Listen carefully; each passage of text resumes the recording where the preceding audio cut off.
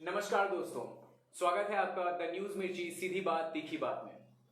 जैसा कि हम सब ने आपसे वादा किया था कि हम आपको 4 बजे मलकानी सर जी के साथ में मिलवाएंगे।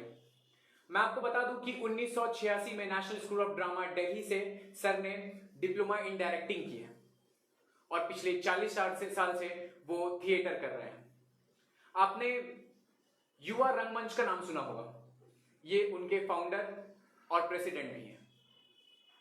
दोस्तों, हमने सोचा कि आज एक ऐसा दौर चल रहा है जिसमें सभी लोग बहुत ज्यादा विचलित हो गए हैं, टेंशन में बैठे हैं और अपने चीजों को लेकर के उभर नहीं पा रहे हैं कि अगर मैं किसी भी फील्ड में हूं तो मुझे आगे क्या करना है, कैसे करना है, इन चीजों को समझ नहीं पा रहे हैं। तो जो भी लोग कॉर्पोरेट सेक्टर के हैं उनको तो रास्ता दिखाने के लिए हमारे पास में हमेशा लोग रहते हैं, हर परिवार में आपको लोग मिल जाते हैं। लेकिन मलकानी सर जैसे लोग बहुत आशीर्वाद के साथ मिलते हैं। जरूर एक अच्छा रास्ता दिखाने वाला मार्गदर्शक हमारी जिंदगी में बहुत जरूरी होता है और एक ऐसा ही मार्गदर्शक आज हमारे साथ हमारे स्टूडियो में मौजूद है। स्वागत है सर आपका। हाँ, नमस्कार। तो दोस्तों, आज हम सर से इस बारे में बात करें। बहुत से लोग ऐसे होते हैं जो एक्टिंग फील्ड में आना चाहते हैं या आके उनको लगता है कि हम फंस गए हैं, या फिर जो लोग एक टाइम के बाद सक्सीड कर जाते हैं लेकिन जानने की इच्छा कभी मरती नहीं है। तो उन लोगों को सिखाने के लिए, उन लोगों का मार्गदर्शन करने के लिए, उन लोगों को राह दिखाने के लिए हमारे साथ मलकानी सर जुड़ चुके हैं। और मैं आप सभी को ये बता दूं कि हम आज लाइव इसलिए जा रहे हैं ताकि जो भी लोग हमें देख रहे हैं, अगर उनके मन में किसी भी तरह का प्रश्न है तो वो अपने प्रश्न को हमारे सामने कमेंट सेक्शन में भेज सकते हैं। हम उनका जवाब जरूर आप तक पहुंचाएंगे। तो सर, हम अपना वार्तालाप शुरू करें? हाँ, बिल्कुल बिल्कुल। जी सर, सबसे पहले तो मैं आपसे इस बारे में बात करना चाहूंगा कि इस समय, इस दौरान में जो लॉकडाउन चल रहा है, तो सिचुएशन आज कुछ ऐसा हो गया है कि सब कुछ ठप पड़ गया है। लेकिन फिर भी जो कॉर्पोरेट फील्ड में है या जो बिजनेस फील्ड में, आप कुछ भी बोले, तो कहीं ना कहीं उनका जो काम है वो थोड़ा बहुत चल रहा है, उनकी पूंजी कहीं से आ रही है। लेकिन एंटरटेनमेंट जो सेक्टर है वो आज ऐसा सेक्टर बन गया है कि काम पूरी तरह से ठप पड़ गया है। तो इस दौरान में आप कैसे चीजों को हैंडल कर रहे हैं? हारिए न हिम्मत, बिसारिए न राम। देखिए, ये जो फील्ड है एंटरटेनमेंट का, और खास करके जब आप अभिनय की बात करते हैं तो ये है बहुत कंटकाकीर्ण मार्ग, कांटों का मार्ग है। और इस मार्ग पे चलने के लिए बहुत जाबाज और मादा चाहिए, बैकबोन बहुत स्ट्रांग चाहिए। क्योंकि आप देखिए कि हर जो भी हमारे अभिनेता हैं, पहले तो एक बात बिल्कुल स्पष्ट है कि अभिनेता भी कई तरह के होते हैं। जी सर। एक तो कॉमर्शियल एक्टर है जो पूरी तरह से अघाया हुआ है, सदी का महानायक भी है, नायक भी है, सब कुछ है। बिल्कुल। तो मैं एक तो वो हो गए जो कॉमर्शियल रूप से बहुत ही संपन्न है, साधन संपन्न है और दूसरों को भी मदद करते हैं गाहे बगाहे, ऐसे अभिनेता हैं कॉमर्शियल एक्टर। एक एक्टर होता है जो आर्टिस्टिक है।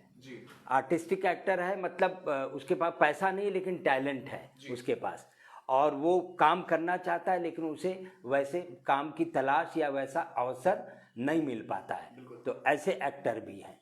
एक एक्टर होते हैं जो जिम वाले एक्टर होते हैं, जैसे हमारे, आप लोग जानते ही हैं कि मॉडलिंग करने वाले लोग बड़े फिट और बड़े वैसे होते हैं, सलमान खान जैसे लोग।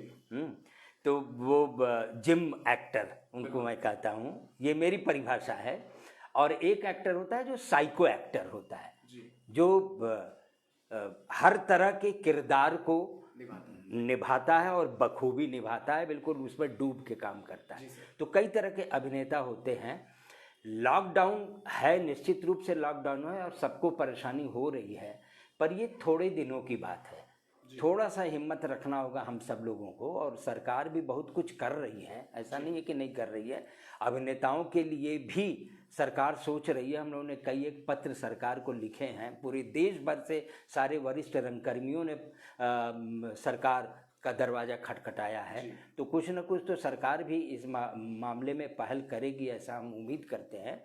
पर एक बात जो है वो बिल्कुल स्पष्ट है कि देखिए, ये लाइन एक ऐसी है, एक्टिंग की लाइन हो, एंटरटेनमेंट की। बाकी एंटरटेनमेंट में जो प्रोडक्शन साइड में है उसको तो पैसे अच्छे खासे मिल जाते हैं, पर जो एक्टिंग साइड में है उसे पैसे उतने नहीं मिलते हैं। तो वहाँ पे कहीं ना कहीं मुझे ऐसा लगता है जैसे मैं अपना ही मॉडल ले रहा हूँ कि आपको कुछ ना कुछ साइड में करना पड़ेगा। अगर सरवाइव करना है, अभिनय के क्षेत्र में लंबी रेस का घोड़ा बनना है, तो आपको कहीं ना कहीं बाहर से कुछ ना कुछ जुगाड़ अपने लिवलीहुड के लिए, अपने जीवन यापन के लिए करना होगा। जी सर, ये ज़रूरी है। अगर ऐसा जीवन यापन के लिए अगर आपके पास जुगाड़ है, तो बड़े से बड़े लॉकडाउन में भी और बड़े से बड़े महामारी में भी आप सरवाइव कर सकते हैं। तो मेरा कई बार ऐसा होता है कि हमारे पास ऐसे लोग आते हैं, ऐसे अभिनेता, युवा अभिनेता आते हैं या सीखने के लिए आते हैं, जो कि और कोई स्किल डेवलपमेंट उनमें है ही नहीं। कहीं ना कहीं एक स्किल होना चाहिए, चाहे आप कमर्शियल लेवल पे अपना सेल्फ एम्प्लॉयमेंट स्कीम के तहत कुछ कर सकते हैं, या कोई छोटा मोटा धंधा कर सकते हैं, या आप पार्ट टाइम जॉब कर सकते हैं, या फुल टाइम जॉब करते हुए भी बहुत सारे ऐसे हमारे वरिष्ठ रंगकर्मी हैं जिन्होंने फुल टाइम जॉब आकाशवाणी में किया, रेडियो में किया, कॉलेजेस में पढ़ाया, और उसके बाद चार्टर अकाउंटेंसी के लोग भी थे। ऐसे तमाम लोग हैं जिन्होंने पार्ट टाइम या इस तरह के फुल टाइम काम करते हुए भी अभिनय को अपना एक मानदंड बनाया, एक बिंदु बनाया, और उस पर आगे बढ़कर काफ़ी आगे बढ़े हैं। तो मेरा संक्षेप में अपने युवाओं से यही कहना है कि अगर अभिनय के क्षेत्र में आना है, तो अभी बाद में कैसे आना है, क्या करना है, उस पर हम लोग बाद में चर्चा करेंगे। अभी मैं फिलहाल यही कहूँगा कि अभिनय के क्षेत्र में आना है तो आपको अपने जीवन यापन का कुछ न कुछ जुगाड़ करके ही आना चाहिए, ताकि आप लंबी रेस का घोड़ा बन सके। जी, बहुत अच्छी बात कही सर आपने। बात को आगे बढ़ाने से पहले मैं आपसे एक बहुत ही पर्सनल क्वेश्चन करना पसंद करूंगा कि सर आप झारखंड में थिएटर की दुनिया के बेताज बादशाह माने जाते हैं। अरे, इसके पीछे कारण क्या है? सबसे बड़ा कारण ये है कि मेरा अपना ये मानना है कि अगर आप किसी एक काम को बहुत ही लगन, धैर्य और मेहनत के साथ करते हैं, तो आपको ज़रूर सफलता मिलेगी। अगर आप यहीं खोदें गड्ढा, खोदते चले जाएं, तो यहीं पानी मिलेगा आपको, पानी मिलना ही मिलना है आपको। तो हमने जब थिएटर की शुरुआत की 5 रुपए से शुरू की, एक रजिस्टर खरीदा गया 5 रुपए में, और मुझे याद है वो दिन था 9 सितंबर की बात है, और 10 सितंबर को हम लोगों ने मीटिंग की 6, 7, 8, 10 लोगों ने, और रजिस्टर में लिखा कि युवा रंगमंच की स्थापना, और ये रहेंगे उसके पदाधिकारी, और ये उसका उद्देश्य रहेगा काम करने का। तो 5 रुपए से हम लोगों ने शुरू किया, एक रजिस्टर खरीद के।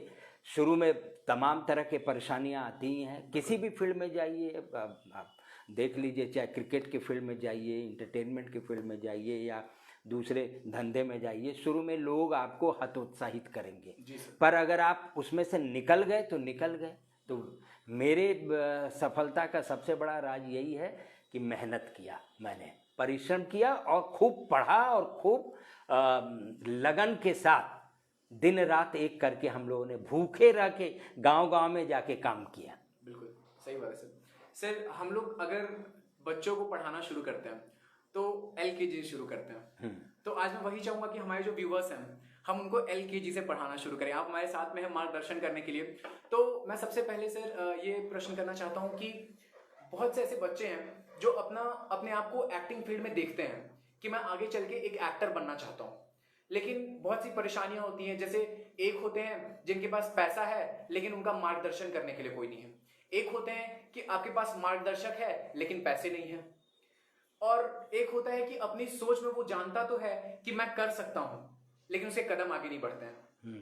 तो सर, आप उनको क्या सुझाव देंगे कि वो चीजों को कैसे शुरू करें इस तरफ आने के लिए? देखिए, अभिनय के लिए सबसे पहले ज़रूरत है रुचि, जी, हॉबी के रूप में ही तो डेवलप करते हैं ना, hobby, mission and then profession, ऐसा बोलते हैं ना। तो सबसे पहले तो रुचि होनी चाहिए। उस रुचि को आगे बढ़ाने के लिए आप में प्रतिभा है कि नहीं, ये आपको जज करना है। या तो आप खुद अपने आप को जज करें, या जिस गुरु के पास जाएंगे वो गुरु आपको बताएगा कि तुम बेटा अभिनय के क्षेत्र में आगे आ सकते हो या नहीं आ सकते हो। कुछ लोग में गॉड गिफ्टेड प्रतिभा होती है, कुछ लोगों में क्रिएट करना पड़ता है ट्रेनिंग के थ्रू। तो रुचि होनी चाहिए, प्रतिभा होनी चाहिए। तीसरा जो तत्व है वो है कि आप उस प्रतिभा को निखारने के लिए आपने कितना एफर्ट किया। बिल्कुल। अगर आप नाटकों की दुनिया में आना चाहते हैं तो आपने कितने नाटक पढ़े हैं। आप कहें साहब तो हमारा तो छोटा शहर है, वहाँ पुस्तकें मिलती नहीं है, अब नहीं कहा जा सकता, अब तो पुस्तकें ऑनलाइन सब अवेलेबल है। तो आप अपने उस प्रतिभा को निखारने के लिए कितना मेहनत, कितना एफर्ट करते हैं, और उस एफर्ट को करने में अवसर कितना आपको मिलता है, आप कैसे अपॉर्चुनिटी को क्रिएट करते हैं। अपॉर्चुनिटी क्रिएट करने का मतलब आप घर में ही अपनी रुचि और अपनी प्रतिभा और अपने एफर्ट को नहीं करेंगे, बल्कि आप बाहर भी निकलेंगे, थिएटर ग्रुप्स में जाएंगे, अगर फिल्म लाइन में है तो फिल्म के डायरेक्टर से मिलेंगे, उनके कोऑर्डिनेटर से, उनके कास्टिंग डायरेक्टर से मिलेंगे। तो आपने कितना अपॉर्चुनिटी को कितना क्रिएट किया, और उस क्रिएशन में उस कितनी चुनौतियों को आपने एक्सेप्ट किया और अपने टैलेंट को कितना दिखाया, ये ज़रूरी होता है। तो उसी को हम कहते हैं हॉबी हो, हॉबी से वो मिशन बने। मिशन बनने का मतलब आप में प्रतिभा भी हो, और उस प्रतिभा को निखारने के लिए आपने कितना एफर्ट किया, कितना अपॉर्चुनिटी क्रिएट किया आपने, ठीक है, और तब फिर वो प्रोफेशन बनता है। तो ये जो भी युवा कलाकार या जो भी युवा हमारे देश के, हमारे राज्य के आना चाहते हैं, उनके लिए मेरा यही विनम्र निवेदन है कि वो अपनी रुचि को, प्रतिभा को और अपने एफर्ट को लगातार जगाए रखें, तब वो आप आगे बढ़ेंगे। तो एक तो ये बात हो गई। हाँ, आप पूछ लें पहले। जी, आप कंटिन्यू कीजिए सर। दूसरी बात जो सबसे बड़ी बात है कि रहा कि अब प्रतिभा को निखारने के लिए आपको क्या करना है। तो प्रतिभा को निखारने के लिए आपको एक उपयुक्त गुरु चाहिए, एक मेंटर चाहिए। तो सही मेंटर की भी तलाश करिए। ऐसा ना हो कि मेंटर ही का चुनाव करने में आप गलती कर बैठे। तो मेंटर मान लीजिए आपके शहर में नहीं है, दूसरे शहर जाइए, जहाँ मिले, महानगरों में मिले, दिल्ली में मिलेंगे, बगल में अगर रांची के आप हैं तो कोलकाता है बगल में, कोलकाता में आपको अच्छे मेंटर्स मिलेंगे, हिंदी थिएटर करने वाले लोग भी वहाँ मिलेंगे, आपको खोजना पड़ेगा। बिल्कुल। बॉम्बे जा सकते हैं, बॉम्बे चूँकि बहुत दूर है और बहुत तरह की कठिनाइयाँ होती हैं, आपके पास पैसे नहीं होते हैं, तो ठीक है बॉम्बे मत जाइए, आप दिल्ली जाइए या कलकत्ता जाइए या जमशेदपुर जाइए, जमशेदपुर में भी अच्छे अच्छे गुरु हैं आपके, पटना में जा सकते हैं आप, या अपने शहर में ही आप खोजिए। तो आपको चिराग लेके ढूंढना पड़ेगा कि आपका मेंटर, आपका सही गुरु कौन हो। गुरु के पास ऐसे आज बच्चे हैं, बहुत से ऐसे स्ट्रगलर्स हैं इस फील्ड के, जो कोशिश करते हैं। जैसे आपने 1986 में एनएसडी किया, तो बहुत से लोग आज उनको करने में इंटरेस्ट तो है, लेकिन उनको ये नहीं पता होता है कि उस जगह तक पहुंचा कैसे जाए। तो सर आप उन लोगों का मार्गदर्शन कीजिए कि वो कैसे पहुंचे वहां तक। देखिए, हमारे देश में कई इंस्टीट्यूट हैं जो अभिनय पे बड़ा अच्छा काम कर रहे हैं। सबसे पहले तो राष्ट्रीय नाट्य विद्यालय है नई दिल्ली में, फिर राष्ट्रीय नाट्य विद्यालय के 4 सेंटर्स हैं अलग अलग, जो पिछले 10 साल में स्प्रेड हुआ, 10 साल में बने हैं। जैसे एक सेंटर है राष्ट्रीय नाट्य विद्यालय का, सबसे पुराना सेंटर है बेंगलोर में। तो जो साउथ के बच्चे हैं, जो महाराष्ट्र के बच्चे हैं, जो उस एरिया में रहते हैं, वो बेंगलोर का सेंटर 1 साल का कोर्स ज्वाइन कर सकते हैं। जो नॉर्थ ईस्ट के बच्चे हैं, युवा हैं, वो राष्ट्रीय नाट्य विद्यालय के सिक्किम सेंटर गैंगटॉक में है, वहाँ ज्वाइन कर सकते हैं। या एक राष्ट्रीय नाट्य विद्यालय का सेंटर त्रिपुरा में है, वहाँ भी 1 साल का कोर्स है। पर त्रिपुरा वाला course teachers training theatre in education का है। जो बच्चे चिल्ड्रंस थिएटर में काम करना चाहते हैं, स्कूलों में जाके पढ़ाना चाहते हैं as a teacher, drama teacher, उनके लिए सबसे अच्छा विकल्प है कि वो राष्ट्रीय नाट्य विद्यालय के त्रिपुरा सेंटर में जाएँ। तो Sikkim centre, Tripura centre, Bangalore centre, और एक सेंटर है बनारस में जो पिछले 2 साल पहले खुला है। इस बनारस वाले सेंटर की विशेषता है कि यहाँ जो बॉडी मूवमेंट को लेके काम करना चाहते हैं, जो क्लासिकल इंडियन थिएटर में आना चाहते हैं, भारत के शास्त्रीय नाटकों में भाग लेना चाहते हैं, संस्कृत नाटकों में लेना चाहते हैं, या उस तरह के फिजिकल थिएटर पे काम करना चाहते हैं, उनके लिए बनारस का राष्ट्रीय नाट्य विद्यालय सेंटर है। तो राष्ट्रीय नाट्य विद्यालय के टोटल पहला मुख्य सेंटर दिल्ली 3 साल का कोर्स, और बाकी 4 जगह 1-1 साल के कोर्स हैं। इसके अतिरिक्त मध्य प्रदेश नाट्य विद्यालय है, जो मध्य प्रदेश शासन के द्वारा संचालित होता है भोपाल में, वहाँ भी जा सकते हैं, वो भी 1 साल का कोर्स है। और उत्तर प्रदेश में भारतेंदु नाटक अकादमी लखनऊ की सबसे पुरानी संस्था है, जहाँ भी अभिनय और नाटक के विविध पक्षों पे 2 साल की ट्रेनिंग दी जाती है। तो ये तो मान लीजिए इंस्टीट्यूट हो गए, थिएटर इंस्टीट्यूट। इसके बाद आपके रांची विश्वविद्यालय में खुल गया है परफॉर्मिंग आर्ट का डिपार्टमेंट, वहाँ भी 2 साल का एमए इन थिएटर है, एमए इन डांस है और एमए इन म्यूज़िक है। तो वहाँ भी आप वोकेशनल कोर्स है वो 2 साल का, और शायद 10,000 रुपये फीस है पर सेमेस्टर, वहाँ भी जा सकते हैं। इसके अतिरिक्त और भी यूनिवर्सिटीज़ में है, चंडीगढ़ में पंजाब यूनिवर्सिटी का डिपार्टमेंट ऑफ इंडियन थिएटर है, वहाँ जा सकते हैं। पौंडीचेरी में है, अगर साउथ में है तो पौंडीचेरी में है, हैगुड़ू में है, इसके बाद कालीकट यूनिवर्सिटी में है, तो साउथ में भी है, नॉर्थ में भी है। तो जहाँ भी आपका मन लगे, जहाँ भी जाना चाहे, आप अभिनय का अच्छा कोर्स कर सकते हैं और आगे बढ़ सकते हैं। तो जो बच्चे एनएसडी में अप्लाई करना चाहते हैं उनके लिए प्रोसीजर क्या होता है? देखिए, एनएसडी अगर मेन में अप्लाई आप करना चाहते हैं तो सबसे पहले तो अभिनय के लिए जो मदर ऑर्गेनाइजेशन है वो है थिएटर जी। चाहे आप फिल्म में जाएं, चाहे थिएटर की एक्टिंग करें, तो कम से कम 6 नाटकों का अनुभव होना चाहिए। राष्ट्रीय अच्छे, हाँ, 6 पूर्णकालिक नाटक, फुल लेंथ प्ले, 1.5 से 2 घंटे, 2.5 घंटे के नाटकों में आपने या तो अभिनय किया हो या बैक स्टेज में बहुत सारे काम होते हैं, कॉस्ट्यूम डिज़ाइन है, लाइट डिज़ाइन है, सेट डिज़ाइन है, प्रॉपर्टी मेकिंग है, ब्रोशर डिज़ाइन है। तो या तो आप बैक स्टेज या ऑन स्टेज आपका कंट्रीब्यूशन 6 नाटकों में होना चाहिए। आप नाटक लिखते हैं तो वो एक एडिशनल आपके पास क्वालिफिकेशन है।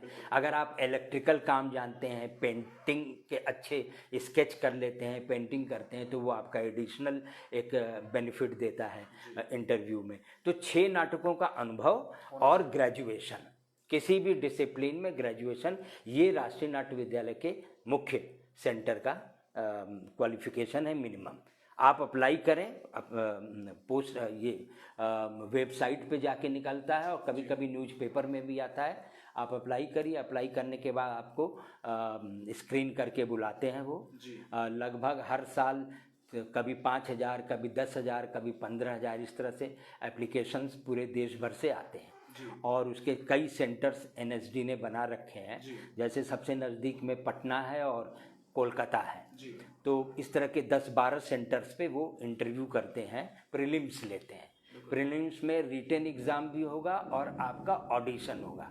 ऑडिशन टेस्ट में वो अपने यहाँ से आपके पास एक ड्रामा की पीस भेजते हैं, एक पोएट्री की पीस भेजते हैं, ठीक है। आपको वो करना होता है और कुछ अपना जो आपने परफॉर्म किया है वो दिखाना पड़ता है। तो इस तरह से पहले प्रीलिम्स में सिलेक्शन करते हैं, वहाँ से छन्ना लगा के, वहाँ से फिल्टर करके कुछ लोगों को हर सेंटर से लेके लगभग 100 और 120, 150, कभी कभी 200 तक वो फिर फाइनल के लिए बुलाते हैं। फाइनल 5 दिन का वर्कशॉप दिल्ली में करते हैं। उसमें से फिर ठोक पीट के 26 लोगों को निकालते हैं पूरे देश भर से। पहले ये 20 सीट थी, अभी कुछ दिनों से ये पिछले 3-4 साल से 26 सीट हो गई है, और शायद अभी एक दिव्यांग के लिए भी एक सीट उन्होंने रिजर्व करके 27 कर दिया है। तो टोटल 27 सीटों पे उनका सिलेक्शन होता है। तो ये तो हो गया राष्ट्रीय नाट्य विद्यालय मुख्य रूप से। इसके बाद बाकी जो सेंटर्स हैं एनएसडी के 1 ईयर के कोर्स है, वहाँ पे 6 नाटकों का अनुभव नहीं, वहाँ पे 2 नाटक 3 नाटक का भी चलता है, और बाकी वहाँ भी प्रीलिम्स होता है और फाइनल भी लेते हैं, या एक ही बार में प्रीलिम्स फाइनल कर लेते हैं। इस तरह से वहाँ भी ग्रेजुएशन मस्ट है, प्लस 2-3 नाटकों का अनुभव होना चाहिए। तो दोस्तों, ये था आपके पास में रास्ता कि अगर आप एक्टिंग में, अगर आप थिएटर्स में काम करना चाहते हैं या उनसे जुड़ना चाहते हैं, या अपनी हॉबी को अपना पैशन या अपना प्रोफेशन बनाना चाहते हैं, तो ये तरीका जो सर ने बताया, एकदम सटीक तरीका बताया कि आपको कैसे जाना है। मुझे पता है कि से आप लोग के मन में सवाल चल रहे हैं, क्योंकि सर ने एक अच्छा खासा रास्ता, एकदम सपाट रास्ता बताया। तो अगर आपके मन में कोई भी सवाल चल रहा है तो आप हमें जरूर कमेंट सेक्शन में मैसेज कीजिए, हम उसका जवाब जरूर देंगे।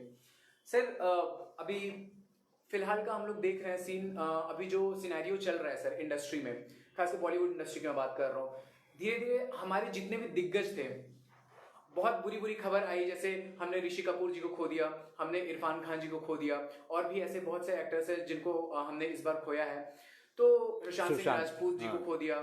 तो सर ऐसा सिनेरियो जो हो रहा है, इसके बाद एक मुद्दा उठा नेपोटिज्म का, कि लोग बढ़ावा नहीं दे रहे, और अगर कोई खुद के दम पे बढ़ना चाह रहा है तो पहले से ही लोग बैठे उसको दबाने के लिए।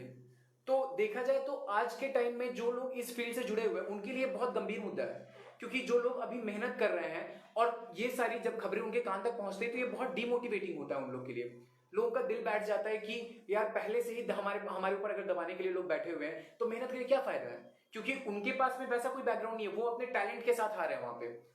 तो अगर उनके पास कोई रेफरेंस होता कि हाँ ठीक है हम उनसे ऊपर कोई दिक्कत नहीं है, लेकिन अगर आप सिर्फ अपने टैलेंट के बदौलत आ रहे हैं इंडस्ट्री में, आप थिएटर में आ रहे हैं, आप एक्टिंग में आ रहे हैं, और आपको पता है कि पहले से लोग दबाने के लिए बैठे हैं, तो आपका दिल बैठ जाता है। तो आज के समय में आप क्या मैसेज देना चाहेंगे? देखिए, मेरा बड़ा इस मामले में रिजर्वेशन है। मैं पहले तो ये कहता हूँ, बड़ा अफसोस भी होता है कि सरकारें हैं हमारे, है ना, 28 राज्य है, केंद्र शासित प्रदेश है, दिल्ली है, सब जगह है। एक तो स्टेट लेवल पे जो काम केरल ने किया, जो काम तमिलनाडु ने किया, स्टेट लेवल पे पहले तो बॉम्बे को डिसेंट्रलाइज करना चाहिए। एंटरटेनमेंट का हर एक न्यूक्लियस बॉम्बे से आता है। क्यों भाई? अरे ठीक है भाई, 70 साल हो गए, 75 साल हो गए, 100 साल होने जा रहे हैं मान लीजिए, तो फिल्म को तो पहले फिल्म इंडस्ट्री को डिसेंट्रलाइज करिए। बिल्कुल। हमारे यहाँ एक पहल झारखंड में पिछली सरकार ने शुरू किया था कि पतरातू के पास फिल्म सिटी बनाने की, पता नहीं उसका क्या हुआ। ठीक है, हर सरकारें आती है, बड़े बड़े आश्वासन देती है, पर होता कुछ नहीं है। तो फिल्म सिटी बनाइए आप। हरियाणा है, पंजाब है, झारखंड है, बिहार है, तमाम हिंदी, क्योंकि हिंदी भाषी प्रदेश के ही ज़्यादा से ज़्यादा टैलेंट बॉम्बे शिफ्ट करते हैं, जाते हैं। आप देख लीजिए शुरू से। तो सारे प्रदेशों में पहले तो फिल्म सिटी बनाइए और अच्छी सुविधाएं दीजिए। अच्छी सुविधाएं दीजिएगा तो बॉम्बे के बड़े से बड़े प्रोड्यूसर और डायरेक्टर भी आपके स्टेट में आके काम करेंगे, अगर आप उनको सुविधा देते हैं और लोकल टैलेंट को बढ़ावा देते हैं, तो उन्हें काम लोकली मिलेगा, उनको बॉम्बे जाने की जरूरत नहीं पड़ेगी। तो एक तो ये काम होना चाहिए। और इसका हम उदाहरण देखते हैं, आज केरल को देख लें, या टॉलीवुड, या बंगाल को देख लें, या केलीवुड को देख लें, वहाँ तमिलनाडु और साउथ की फिल्में, शुरू में तो हम बोलते थे कि ये रीजनल फिल्में हैं, लेकिन आज साउथ को इतना ज़्यादा डेवलप हो गया है साउथ की फिल्में कि वो सारी नकल होती हैं, हिंदी में डब होके फिल्में बॉम्बे इंडस्ट्री में आती हैं, फिल्म इंडस्ट्री में आती हैं। तो इस तरीके से अगर आप डिसेंट्रलाइज करते हैं और स्टेट लेवल पे सुविधाएं देते हैं फिल्मकारों को, तो निश्चित रूप से ये जो आज परिस्थिति बनी है नेपोटिज्म की, ये नेपोटिज्म की और ये जो मोनोपोलाइज करके कुछ घरानों ने रख लिया है फिल्म इंडस्ट्री में, ये ख़त्म हो जाएगा। और नए नए डायरेक्टर्स को चांस दीजिए। पहले एनएफडीसी था, एनएफडीसी भी फाइनेंस करती थी, अभी का क्या पोजीशन है मुझे नहीं पता। एनएफडीसी से ही प्रकाश झा भी निकले, कई एक डायरेक्टर्स निकले जिन्हें एनएफडीसी ने फिनांस किया, पूना फिल्म इंस्टीट्यूट से पढ़ के निकले और एनएफडीसी ने फिनांस किया और उन्हें अच्छी फिल्में बनाई और जो अवार्ड विनिंग फिल्में हुई। ठीक है, तो आपको एक तो सरकार को फाइनेंस का जुगाड़ करना चाहिए, नंबर 1। इंफ्रास्ट्रक्चर हर स्टेट में फिल्म के लिए डेवलप करना चाहिए, थिएटर के लिए इंफ्रास्ट्रक्चर डेवलप करना चाहिए, रेपेट्रीज बनानी चाहिए, थिएटर रेपेट्रीज बनाइए आप, जहां कम से कम 24 कलाकारों को आप रखें मिनिमम, और उनको सैलरी बेस्ड करें। एक समय में मध्य प्रदेश ने भारत भवन में शुरू किया था, अच्छा काम शुरू हुआ था वो, पर अभी वो भारत भवन बंद हो गया किसी तरह से विवादों में पड़कर। तो हर स्टेट में स्टेट की रेपेट्रीज हों, हर स्टेट में इंफ्रास्ट्रक्चर फिल्म के लिए, फिल्म सिटी हो, प्रोड्यूसर्स हों, सब आएंगे, सब करेंगे। तो ये जो परेशानी एक जगह, जब भी सेंट्रलाइज्ड करेंगे आप चीज़ों को, तो आज नहीं तो कल परेशानी होगी। बिल्कुल, यानी कि चीजों को आज डिसेंट्रलाइज करना बहुत जरूरी है। और अगर आप नेपोटिज्म के बारे में सोच करके अपना दिल बैठा रहे हैं, तो एक बात हमेशा समझ लीजिए, सर के मुताबिक, कि अगर ये सारी चीजें डिसेंट्रलाइज अगर हो गई तो चीजें आसान हो जाएंगी। तो आप जिस भी स्टेट में हैं या फिर जहां भी आप काम करना चाहते हैं, वहां पे कोशिश कीजिए कि वहां की गवर्नमेंट से बात करें। वहां जो भी आपके जो मित्र सहपाठी लोग हैं जो इस प्रोफेशन से जुड़ना चाहते हैं, उन सबके साथ में आप एक प्रपोजल गवर्नमेंट तक रख सकते हैं।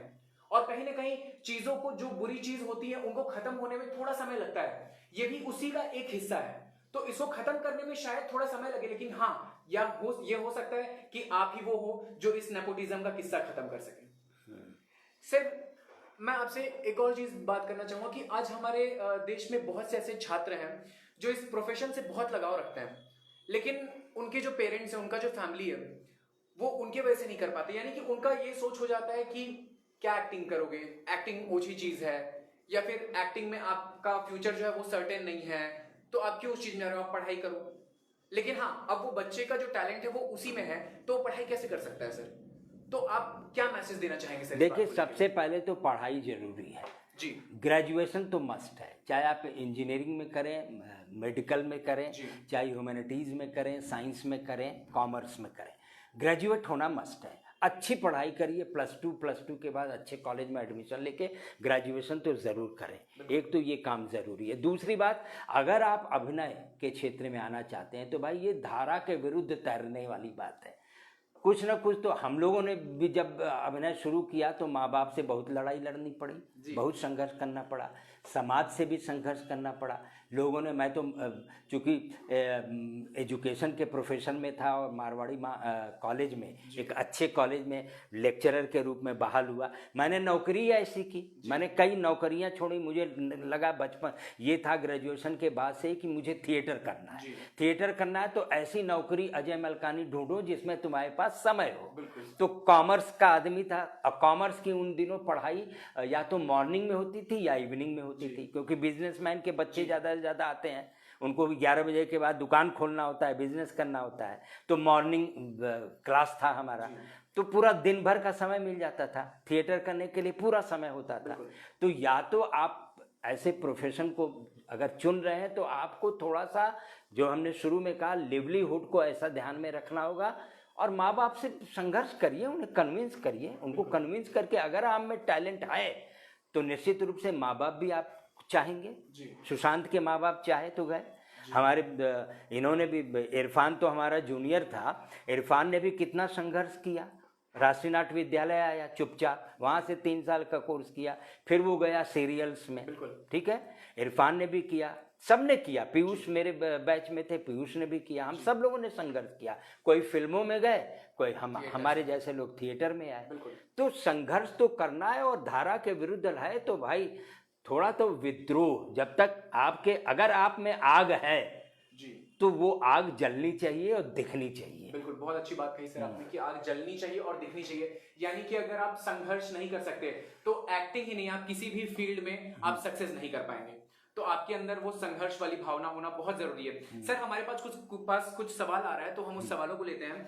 पलक पूजा जी ने पूछा है कि कोरोना काल में आर्टिस्ट को कैसे काम करना चाहिए? अच्छा, पलक जी नमस्कार। पलक जी, ऐसा है कि कोरोना काल में आर्टिस्ट को सबसे पहले तो खूब पढ़ना चाहिए थिएटर, और थिएटर पढ़ने के लिए अब तो आपके पास ऑनलाइन लाइब्रेरीज हैं जी, वो करिए, खूब पढ़िए, थिएटर को पढ़िए।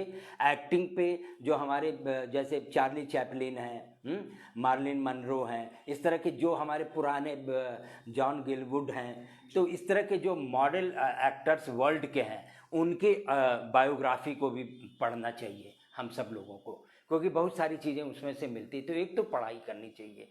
दूसरा, एक्टिंग के लिए 3 चीज़ें ज़रूरी हैं, body, mind and voice and speech. तो वॉइस एंड स्पीच के लिए अगर आपके पास कोई थिएटर का ड्रामेटिक पीस नहीं है तो आप रोज़ जोर जोर से अखबार पढ़िए, तरह तरह से अखबार को पढ़िए, तरह तरह से इम्प्रोवाइज़ करिए अखबार के ही न्यूज़ को लेके। वॉइस एंड स्पीच पे आप काम करिए, बॉडी पे काम करिए। योगा के तो अब इतने सारे एक्सरसाइज हैं, इतनी तरह की दुकानें पूरे विश्व में खुल गई हैं कि किसी भी चैनल पे आप जाइए आपको योगा की ट्रेनिंग मिल जाती है। तो योगा करिए, फ्री हैंड एक्सरसाइज करिए। तो पहले बॉडी पे काम करिए, माइंड को डेवलप करने के लिए अपने थिएटर की जितनी भी सपोर्टिंग रीडिंग है उन पर काम करिए, और वॉइस एंड स्पीच के लिए अपने वॉइस एंड स्पीच की एक्सरसाइज करिए, सिंपल एक्सरसाइज करिए। क ख ग घ ककहरा आप जानती हैं, अ आ इ ई वॉवेल्स एंड कंसोनेंट दोनों जानती हैं, उसी को चबा चबा के तरह तरह से आप कर सकते हैं। अखबार को पढ़िए, न्यूज़पेपर ले लीजिए कोई भी, तो काम करिए। बस मैं तो यही कहूँगा कि स्किल डेवलप करिए। ये एक बहुत बढ़िया मौका है और प्रधानमंत्री की उस बात से मैं 100% कन्विंस है कि इस चुनौती को अवसर में बदल लीजिए। आप अपने स्किल डेवलपमेंट करके उसको अवसर में बदल लीजिए। यानी कि you will not have to wait for the opportunities, बल्कि आपको अपॉर्चुनिटीज खुद ही क्रिएट करना है छोटी छोटी चीजों में। सर एक और सवाल आ रहा है रतन रेक्स टिग्गा जी का। उन्होंने पूछा है कि सर मुझे डांस बहुत अच्छे से आती है, थोड़ी एक्टिंग भी आती है, एक्टिंग की दुनिया में आना चाहता हूँ, क्या करना चाहिए? थोड़ी एक्टिंग से काम नहीं चलेगा, थोड़ी एक्टिंग नहीं होती है। एक्टिंग की दुनिया में अगर आना है तो you have to go in a vigorous training programme. आपको एक वेगरस एक्टिंग, आप कोई भी सीरियल देखते हैं, कोई भी फिल्म देखते हैं, आपको लगता है कि तो हम भी कर लेंगे, लेकिन जब कैमरे के आगे आप खड़े होंगे और 4 लाइन का डायलॉग बोलना होगा, 10 बार आप थथम फथम करेंगे, फंबल करेंगे, एक्शन बोला नहीं कि आप फंबल शुरू हो जाएगा, हमने देखा है बड़े बड़े लोगों को, तो वो नहीं चलेगा भाई। वेगरस ट्रेनिंग की ज़रूरत होती है। अब देखो नवाजुद्दीन को ही देख लो, 10 साल उसने स्ट्रगल किया। उसने अपने इंटरव्यू में बोला है, राष्ट्रीय नाट्य विद्यालय से 3 साल का कोर्स करके उसने अपने ऊपर कितना काम किया, तब जाके वो सक्सेस में आया। हर एक एक्टर की अपने एक स्ट्रगल स्टोरी है, जो एक वेगरस ट्रेनिंग प्रोसेस से गुजरते हुए तब जाके वो कैमरे के आगे या स्टेज में खड़ा होता है थिएटर में। तो थोड़ी बहुत एक्टिंग कोई मतलब नहीं होता रतन जी, आपको प्रॉपर ट्रेनिंग एक्टिंग की लेनी पड़ेगी। बिल्कुल। तो आशा करते हैं रतन जी आपको आपका जवाब मिल गया होगा और आप अपने फ्यूचर के बारे में उसी हिसाब से, जैसा आपका मार्गदर्शन किया गया है उसी हिसाब से आप सोचेंगे और आगे चल के उसी हिसाब से आप काम करने वाले हैं। सर अपनी चर्चा को आगे बढ़ाते हैं। सर मेरा आपसे पूछना है कि आज जैसे मुंबई, जैसे आपने बोला कि बहुत ज़्यादा दूर होता है, लोगों को जाने में बहुत तकलीफें होती हैं और चीज़ें बहुत ज़्यादा सेंट्रलाइज हो गई हैं, मैं आपकी बात से बिल्कुल सहमत हूँ। तो आज के जो एक्टर्स हैं जो शुरुआत करना चाह रहे हैं, वो लोग आजकल अपने आप में अपॉर्चुनिटी ढूंढने की कोशिश करते हैं, जैसे कि छोटे छोटे वो लोग ग्रुप्स बना रहे हैं और आपस में ही वो लोग एल्बम्स निकाल रहे हैं। हम देखते हैं कि यूट्यूब पे बहुत अच्छे अच्छे एल्बम्स आ रहे हैं, गाना बहुत अच्छा है, रिकॉर्ड बहुत अच्छे से हुआ है, लेकिन उन सब में एक्टिंग की कमी है। तो सर क्या आपको नहीं लगता है कि हम ऐसे वीडियोस को अगर प्रमोट कर रहे हैं या आगे कर रहे हैं तो ठीक है, हम लोग को लोगों को बढ़ावा देना जरूरी है, लेकिन कहीं ना कहीं उस चीज का सम्मान करते हुए वो चीजें अच्छे से आनी चाहिए सामने? देखिए, म्यूजिक में और पेंटिंग में, बाकी परफॉर्मिंग आर्ट की विधा और एक्टिंग में बिल्कुल अंतर होता है जी। एक्टिंग में आपकी बॉडी ही आपका इंस्ट्रूमेंट है। बिल्कुल। तबले में तबला वादक अलग है, तबला इंस्ट्रूमेंट अलग है, सितार वादक अलग है, सितार उसका इंस्ट्रूमेंट अलग है। पहले तो आप अपनी बॉडी को ट्यून्ड करेंगे ना, बिल्कुल, किसी भी खास रोल के लिए, चाहे वो एल्बम में ही म्यूजिकल, कितने घटिया म्यूजिकल एल्बम भी हम लोग देखते हैं, बनते हैं, लेकिन दोस्तों ने वाह वाही कर दिया, आपको लगता है कि वाह मैं तो एक्टर बन गया। नहीं, उसको वहीं रोकना चाहिए। अगर अभिनय करना है तो पहले अपनी बॉडी को ट्यून्ड करिए, और बॉडी को ट्यून्ड करने का मतलब है आप कि अपने शारीरिक रूप से अपने को तैयार करिए अभिनय के लिए, मानसिक रूप से अपने को तैयार करिए, और स्पीच के पैटर्न पे, वॉइस के लेवल पे अपने को तैयार करिए। जब तक आप तैयारी नहीं करेंगे अभिनय में, और तैयारी करने के लिए सबसे अच्छी बात है कि हर शहर में छोटे बड़े बहुत सारे नाट्य संस्थाएं होती हैं, थिएटर ग्रुप्स ज्वाइन करिए, वहाँ हमारे डायरेक्टर्स हैं बैठे हुए हैं। अगर हम ये अपने शहर की बात करें तो अपने ही शहर में कई एक अच्छे निर्देशक हुए हैं जिनके साथ आप, जिनके ग्रुप्स के साथ आप जुड़ के काम कर सकते हैं। हर छोटे बड़े शहर में, इवन हजारीबाग में, चाईबासा में, जमशेदपुर में, लोहरदगा में, रांची में, हर जगह, अगर हम झारखंड राज्य की बात करें तो हर जगह जहाँ जहाँ थिएटर के, देवघर में, दुमका में, हर जगह थिएटर के जहाँ जहाँ पॉकेट्स हैं वहाँ पे नाट्य संस्थाएं भी हैं और नाट्य गुरु भी हैं। आप पहले उनसे जाके सीखें अभिनय का ककहरा सीखिए पहले, और उसके बाद तब फिर अभिनय करिएगा। तो आप एल्बम भी करिएगा तो एल्बम में अच्छा लगेगा कि हाँ भाई एक्टर अच्छा कर रहा है। बिल्कुल। सर सागर पांडे जी सवाल कर रहे हैं कि गुरुजी सब करते हुए बिना नाटक किए डिप्रेस हो रहा हूँ, कुछ सुझाव दें। सागर जी नमस्कार। आपने तो, सागर जी जहाँ तक मुझे याद है आपने सिक्किम सेंटर से 1 साल का कोर्स किया है और आप बड़े होनहार अभिनेता हैं, तो थोड़े दिन खामोश रहिए, फिर तो आप मेरे ही साथ काम करेंगे सबसे पहले, चिंता मत करिए। ये एक महामारी का काल है और हमारे रतन जी टाटा ने बड़ी अच्छी बात कही थी कि ये पूरा वर्ष हमें अपना जीवन बचाना है। जीवन बचेगा तो हम बहुत काम करेंगे और पॉजिटिव सोचिए। बिल्कुल बिल्कुल सही बात कही आपने सर। सर कुछ ऐसे सवाल हो जाते हैं जहाँ पे एक बार के लोग सिंपैथी जताते हैं, लेकिन फिर वहीं दूसरे पल में जहां हाथ बढ़ाने की बारी आती है लोग हाथ पीछे खींच लेते हैं। यानी कि कुछ हमारे पास ऐसे भी अभिनेता हैं जो बहुत ही होनहार हैं, लेकिन फाइनेंशियली स्टेबल ना होने की वजह से वो आगे नहीं बढ़ पाते हैं, उनका हाथ थामने वाला कोई नहीं होता है। तो सर वो अपना करियर को कैसे आगे बढ़ाएं सर? वो उनको मेरे पास आ जाना चाहिए। क्या बात कही सर आपने। एक छोटे से शब्द में सर ने बोला कि उनको मेरे पास आ जाना चाहिए। यानी कि अगर आप अभिनेता बनना चाहते हैं, अगर आप थिएटर करना चाहते हैं, आप सीखना चाहते हैं और आपको लगता है कि आप आगे नहीं बढ़ पा रहे हैं, तो सर का एक शब्द में जवाब है कि आप मेरे पास आ जाइए। बिल्कुल। तो यानी कि सर आप एक तरह से देखा जाए तो आप थिएटर अपना नहीं चला रहे हैं, आप बस ज्ञान बांट रहे हैं। ज्ञान बांट रहे हैं नहीं, ये तो देखिए एक आदमी होता है जो समाज से जितना लेता है उतना दे के जाता है। बिल्कुल।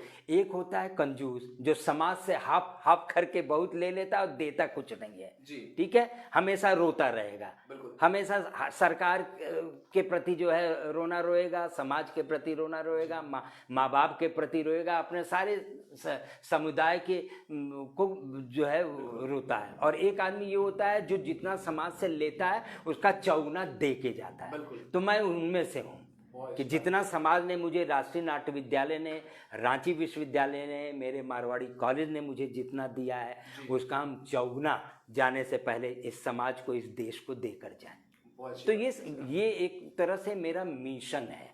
जी सर। प्रोफेशन कम है, मिशन ज़्यादा है। बिल्कुल सर, ये तो बात हो गई कि आपने झारखंड की परेशानी सुलझा दी, लेकिन जो देश के और भी क्षेत्र में ऐसे बच्चे हैं, आप उनको क्या सुझाव देना चाहेंगे? क्योंकि उनके पास में मार्गदर्शन नहीं है सच में, और वो सोचते हैं कि अगर जैसे यहाँ के लोग शिक्षित हैं तो वो सीधे आकर के आपसे बात कर सकते हैं कि सर मुझे ये तकलीफ है, ये परेशानी, लेकिन वहाँ के लोग बात करने में भी घबराते हैं कि अगर मैं वहां गया तो मुझे ओछा बोल के भगा दिया जाएगा।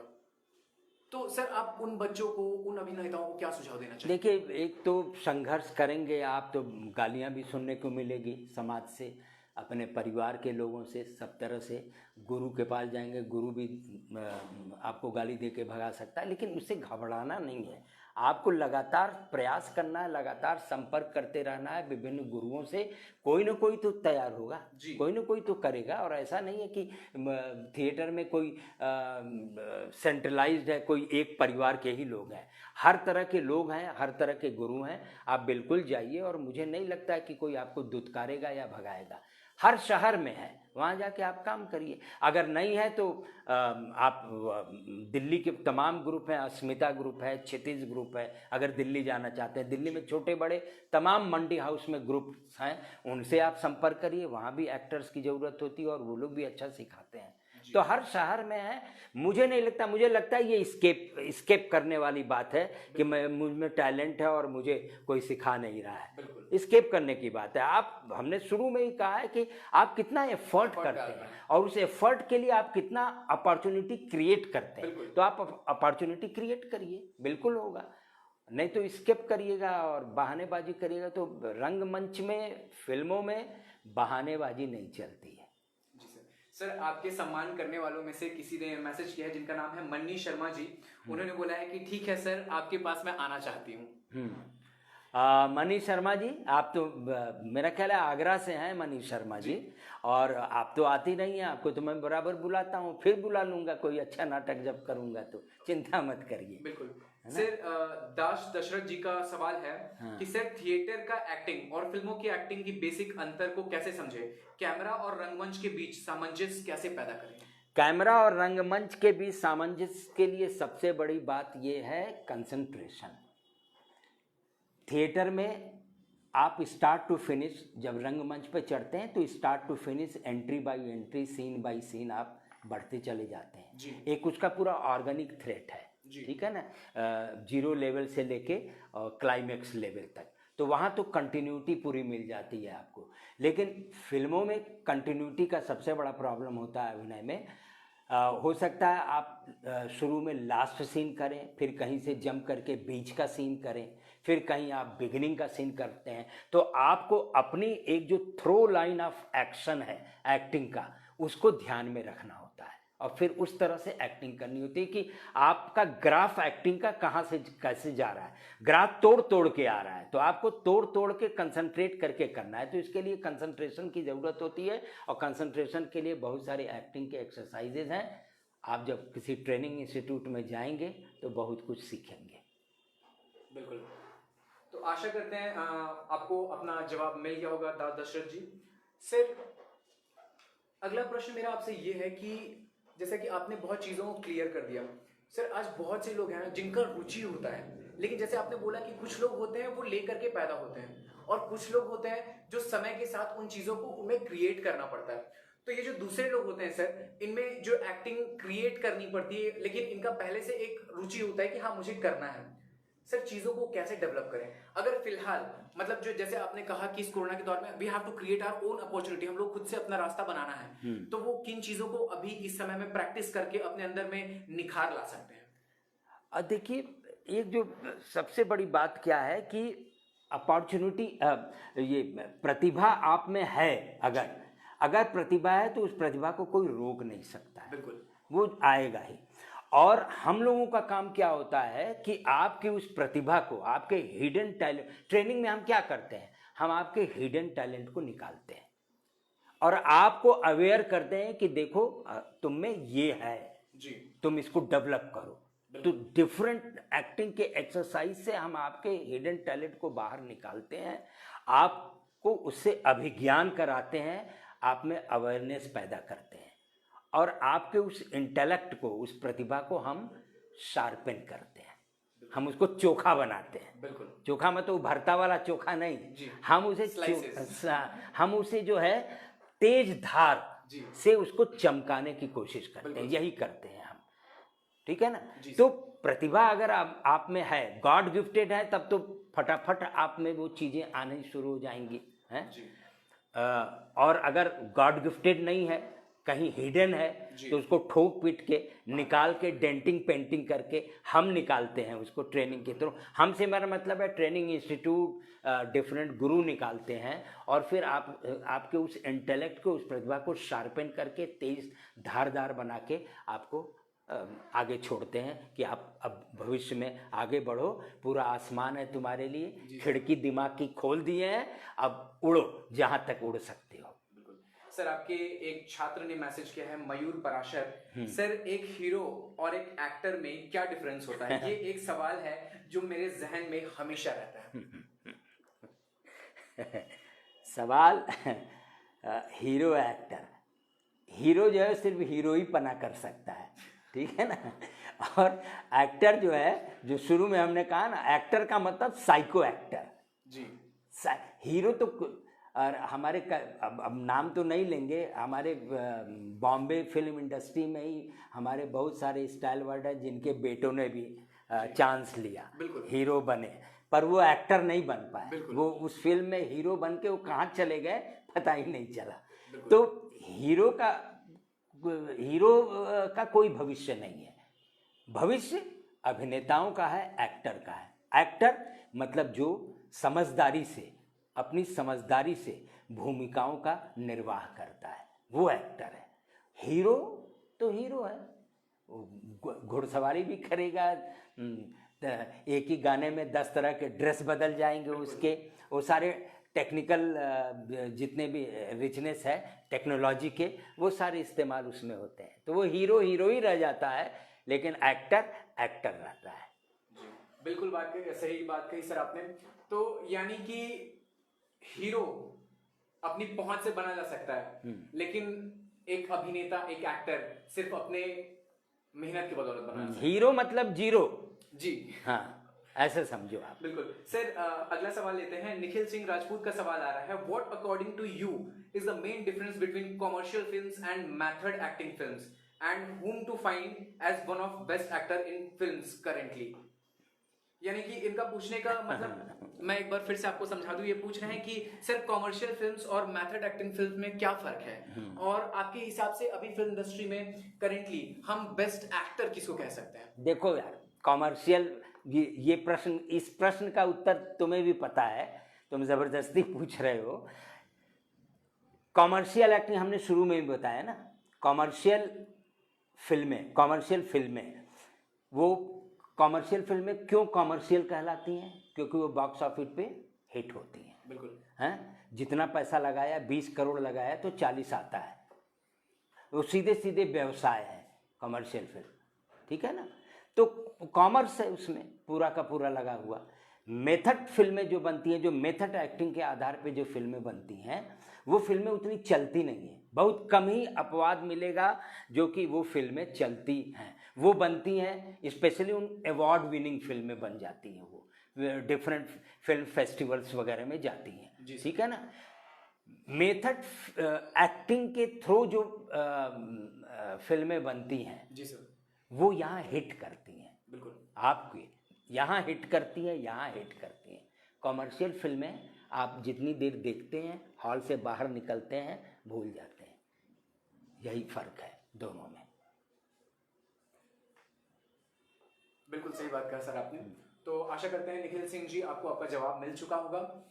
और सर मुझे लगता है कि हमने एक दूसरे के साथ में काफी समय ले लिया, तो जल्दी हम समाप्त करेंगे इस चीज को, लेकिन उसके पहले मैं आपसे एक प्रश्न करना चाहूंगा कि सर एक्टिंग फील्ड से रिलेटेड या फिर जो भी एंटरटेनमेंट से रिलेटेड या फिर इंसान किसी भी पैशन में हो, किसी भी जॉब में हो या किसी भी प्रोफेशन में हो, आप आज जो यूथ है हमारे यूथ को आप क्या मैसेज देना चाहेंगे सर? भाई, मंजिल मिलेगी ही भटक कर ही सही, मंजिल मिलेगी ही भटक कर ही सही, गुमराह तो वो लोग हैं जो घर से निकले ही नहीं। तो भैया घर से निकलो और हिम्मत रखो, ठीक है। अपनी रुचि को डेवलप करने के लिए प्रशिक्षण दो, हिम्मत रखो, अपॉर्चुनिटी को खुद तलाशो, खुद क्रिएट करो और आगे बढ़ो। और अब तो हमारे समय में तो एवेन्यूज थे ही नहीं, आज तो वेब सीरीज भी आ गया है। बिल्कुल, सीरियल्स तो हैं ही, पूरा मीडिया का बूम है, सीरियल्स हैं, वेब सीरीज हैं, फिर न्यूज चैनल्स हैं, कहीं भी जा सकते हो तुम। और कुछ नहीं करते हो तो नाट्य संस्था बना के सरकार से अनुदान लेके आगे बढ़ के काम कर सकते हो। ऐसा नहीं है, इतने फेस्टिवल्स होते हैं, चाहे वो फिल्म के लाइन के हों, चाहे वो थिएटर के लाइन के हों। अच्छा क्वालिटी वर्क करोगे तो हर आदमी पूछेगा तुम्हें। तो यही है, भटको और निकलो घर से, यही मेरा वो है। और हमेशा पॉजिटिव रहो। दुनिया में ये जीवन मिला है अच्छे काम करने के लिए, संघर्ष करोगे, लोग बाद में तुम्हारे साथ जुड़ेंगे, पहले तो गाली देंगे, पहले तो तुम्हें परेशान भी करेंगे, तुम्हें डिमोरलाइज करेंगे। डिमोरलाइज नहीं होना है, अपने मॉरल को बूस्टअप करके आगे बढ़ो, किसी भी फील्ड में आगे बढ़ो, सफलता तुम्हारे कदम चूमेगी, बशर्ते सही तरीके से, सही सोच के साथ आपको अपने काम को अंजाम देना है। तो ये था मैसेज हमारे मलकानी सर का आप सभी के लिए। आपकी ज़रूरतों को समझते हुए आज हमने सर को यहाँ पे द न्यूज़ मिर्ची के स्टूडियो में आमंत्रित किया और सर हमारी बात का इज्जत करते हुए, सम्मान करते हुए हमारे साथ उपस्थित हुए। इसके लिए बहुत बहुत धन्यवाद सर। अरे भाई, द न्यूज़ मिर्ची के प्रति भी मैं बहुत ही साधुवाद देता हूँ, और आप सब लोगों के प्रति, अपने टेक्निकल स्टाफ मुकेश भाई के प्रति, भाईजान के प्रति, सबके प्रति बहुत बहुत आभार है। और हम चाहेंगे कि आगे भी इसी तरीके से अच्छे अच्छे लोगों को बुला के आप हमारे युवाओं को बढ़िया संदेश दें, क्योंकि युवा भटक रहा है, ऐसा लग रहा है कि भटक रहा है, उसके पास सोच के दायरे जो है वो खुल नहीं रहे हैं, खिड़की दिमाग की खुल नहीं रही है। तो खिड़की खोलने का काम न्यूज़ मिर्ची कर रहा है। बहुत बहुत धन्यवाद। तो एक बार हमने आपकी जरूरत समझी, अगर अगली बार आपको जरूरत हुआ सर के मार्गदर्शन की तो कैसे बुलाना है ये आप हमें कमेंट सेक्शन में जरूर बता सकते हैं। ये थे मयंक सिंह, द न्यूज़ मिर्ची, रांची। धन्यवाद, नमस्कार।